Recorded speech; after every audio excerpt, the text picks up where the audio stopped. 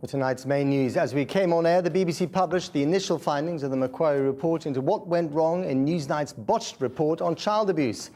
It said the programme's editorial team had been seriously weakened by the fallout of the Savile affair.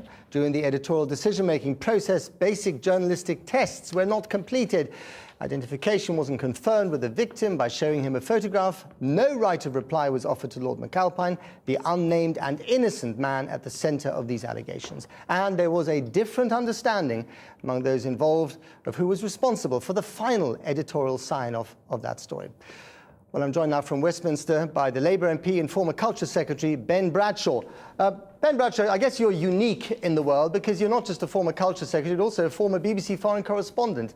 So when it comes to the question of how the organisation regains the trust of the people who pay for it, in other words, you and me and the viewers, how do they do that now? Well, first of all, they have to get their journalism right. I mean, that's a very sorry story that you've just read out introducing this piece. I mean, the fact that the people at the top didn't know who was in charge rather neatly sums up the problem that the BBC seems to be in at the moment. But there are more fundamental changes that are required. I think Lord Patten spelt them out, a change in the management structure and culture. I think they should divide the responsibility of Editor-in-Chief and Director-General. It's far too big a job for one person. And I also think they should examine their governance and their regulatory governance, because I don't think the Trust can be both regulator and cheerleader for the organisation. Do you think Lord Patten should go? No. I think, I always ask myself when people ask me that question, what would it achieve?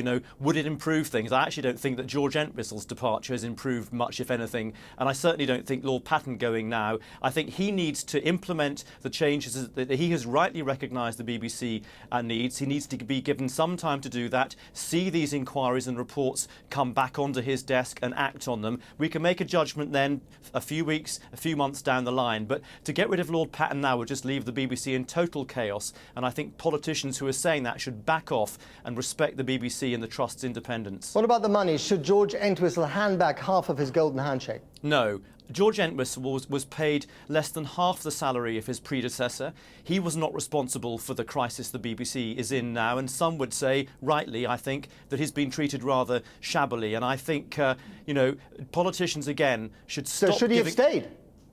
I think he should have done. Yeah, I know. And that's not a very popular view. I don't see what his departure has achieved. I think he has been badly let down by other people. He's paid the price. He's done the honourable thing. So I think it's rather distasteful of politicians to start clamouring for him to pay back part of his payoff. He needs to look for another job and look after his wife and family.